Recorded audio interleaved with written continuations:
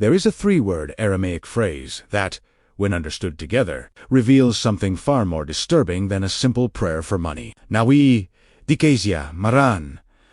And according to the spiritual framework we will investigate today, its real power is not about magically attracting wealth, but breaking the inner authority that scarcity has acquired over your life. Ancient Gnostic traditions described mysterious ruling powers called the Archons, forces associated with ignorance, domination, fear, and humanity's imprisonment within a lower understanding of reality. But what if one of the strongest forms of imprisonment is convincing a person that what they can see today determines everything that can happen tomorrow? That is where these three words become fascinating, because they point toward becoming hiddenness and divine authority. Together, they suggest a completely different relationship with provision. Something can begin before you see it, develop before anyone recognizes it, and eventually become visible without money ever becoming your master. There is no reliable historical evidence that Jesus secretly taught Nahweh, Dkasya, Maran as a supernatural formula for attracting money.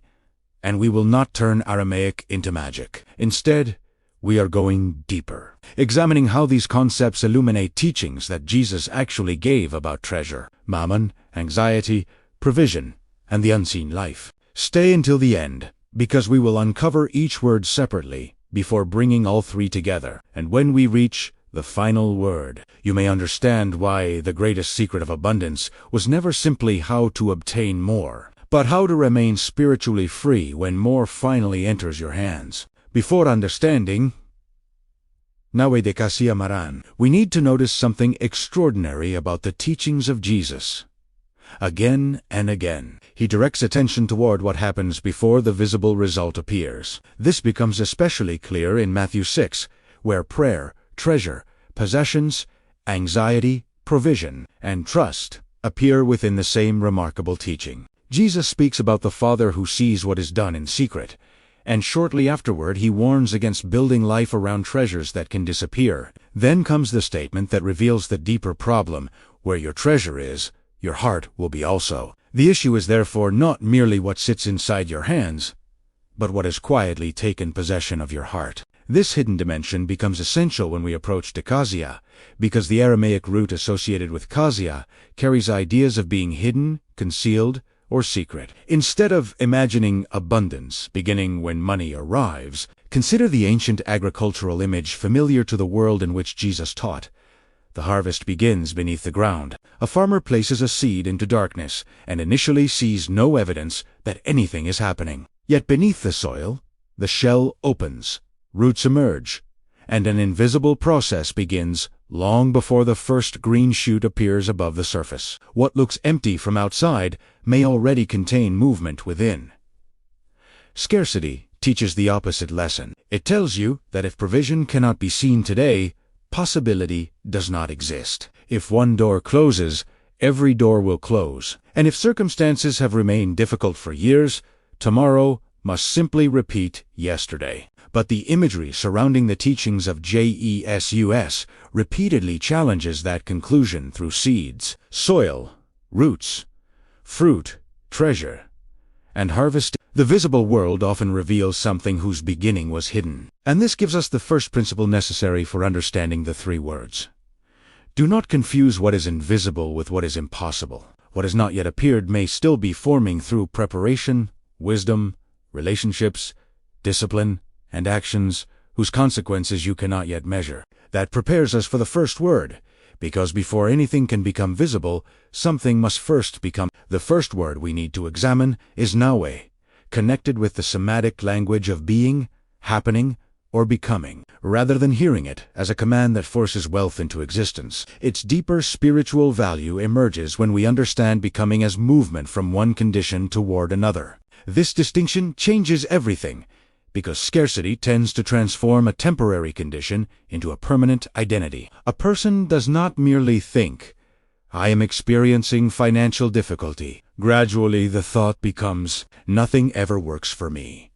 The circumstance moves inward until today's limitation begins defining tomorrow's expectation. Nahweh interrupts that pattern by introducing possibility without promising fantasy. Your present condition is real, but it is not necessarily final. A new source of income may begin as knowledge acquired quietly, an unexpected conversation, a corrected habit, a relationship, an idea developed consistently, or an opportunity recognized because you were prepared when it appeared. This resembles the pattern Jesus repeatedly used when describing the kingdom through things that begin almost invisibly. A mustard seed appears insignificant before growth, while leaven disappears into flour before transforming the whole mixture. The beginning can look completely disproportionate to what eventually emerges. That is why Nahweh should never become an excuse for passivity. Becoming requires participation. If someone repeats ancient words while refusing wisdom, preparation, work, responsibility, and discernment, the words have been reduced to superstition rather than understood as spiritual teaching. And now, something unexpected happens. Nahweh tells us that change can begin, but it does not tell us where that beginning occurs. For that, we need the second word, Dkasya, because what becomes visible often starts in a place the world cannot yet see. Before we enter that hidden place, consider what discovering even one Aramaic word can reveal about the teachings we inherited through translation. The Aramaic Wisdom Collection brings together these ancient words and their deeper meanings for those who want to continue exploring the original spiritual language surrounding Jesus beyond a single episode. You can continue that journey through the first pinned comment or scan the QR code appearing on your screen. Then stay with me, because Dkasya takes us directly into the hidden place where the mystery of abundance becomes much deeper. Now we reach Dkasya, the second word, and perhaps the most important for understanding why visible abundance cannot be separated from the hidden life. Connected with the Aramaic idea of what is concealed or secret, Dkasya directs attention toward what develops before anyone can recognize the result. This pattern appears powerfully in Matthew 6, where Jesus repeatedly speaks about the Father who sees what happens in secret. The hidden place is presented not as something insignificant, but as a place where intention matters before recognition arrives and where the inner condition precedes what eventually becomes visible. Consider what this means when applied to financial life. Long before circumstances improve, change may begin through decisions nobody applauds. Learning something useful, controlling unnecessary spending, abandoning comparison, developing an idea, repairing a relationship, or preparing for an opportunity that has not yet appeared. This brings us to the transformation protocol. Begin by identifying one financial fear that repeatedly occupies your thoughts, but instead of denying that fear, recognize what it has been making you believe about your future. Then breathe slowly and speak the first word. Now, remembering that today's condition does not have to become tomorrow's identity. Next, speak Dkasya and ask what can be built in the hidden place today. Perhaps the answer is a plan, a skill, a conversation, greater discipline, or one practical decision that appears small now but could produce consequences months from today. Finally, introduce the third word, Maran, meaning our Lord or our Master, and remember that neither money nor fear receives ultimate authority. Speak the complete phrase slowly. Enaha, weha, Deka, Aes, Yamaran, while directing your attention from possibility through hidden preparation toward divine authority. Then take one concrete action connected with what you identified. The purpose is not to command money to appear, but to align spiritual reflection with responsible movement, because the seed beneath the ground may be invisible while still actively becoming something new. And this hidden principle brings us directly to the Archons, because their most effective form of control may begin precisely where nobody else can see it. Ancient Gnostic writings describe the Archons as ruling powers associated with ignorance, domination, and the forces that keep humanity separated from higher spiritual understanding. There is no historical basis for claiming they literally suppressed Nahweh Dkasya Maran as a money formula, but symbolically the connection becomes remarkably provocative. Imagine that control does not begin by taking something away from you, but by planting a belief inside you. If you can be convinced that money is your only protection, possessions determine your worth, and having more is the only path toward peace, then material fear can govern your decisions without any visible chains. This is where the teaching of Jesus concerning Mammon becomes essential. In Matthew 6:24, he warns that a person cannot serve both God and Mammon. using the language of service and mastery rather than simply condemning possessions themselves. The question is therefore not merely whether you have money, but whether money has authority over you. Someone can possess very little and be consumed by money, while another person can possess considerable resources and regard them as tools rather than identity. The deeper spiritual danger begins when security, worth, hope, and peace become completely dependent upon what can be accumulated or protected. Now notice how perfectly the three words confront this pattern. Nahweh opens the possibility that your present circumstances can change, while Dkasya reminds you that transformation often begins through hidden decisions long before results appear. But Maran establishes the boundary that abundance must never cross. This is why scarcity can become a prison, even after income increases. If fear remains untouched in the hidden place, every increase simply creates something larger to protect, compare, or potentially lose. More possessions cannot automatically heal an inner condition that continually whispers, "It still isn't enough." Understood symbolically, the Archons would not need to prevent you from earning money if they could persuade you that money is the only thing capable of making you safe. Once that belief becomes your master, even abundance can become another form of captivity. And this leads to the deeper question Jesus places before us. If provision arrived tomorrow, would you simply possess it responsibly, or would it quietly begin to possess you? Once we understand the prison of scarcity, another detail in Matthew 6 becomes impossible to ignore. Immediately after Jesus speaks about treasure and warns against serving Mammon, he turns toward one of humanity's oldest fears, anxiety about having enough for tomorrow. He speaks about food, clothing, and the uncertainty of the future, not to encourage irresponsibility, but to challenge the belief that constant fear creates security. Anxiety can make tomorrow feel as though it has already failed before tomorrow has even arrived. This gives Nahweh Dkasya Maran a deeper application. Nahweh reminds us that circumstances can become different. Dkasya directs attention toward the unseen preparation occurring today, and Maran prevents the desired result from becoming the authority that controls our inner life. Notice that this does not remove practical responsibility.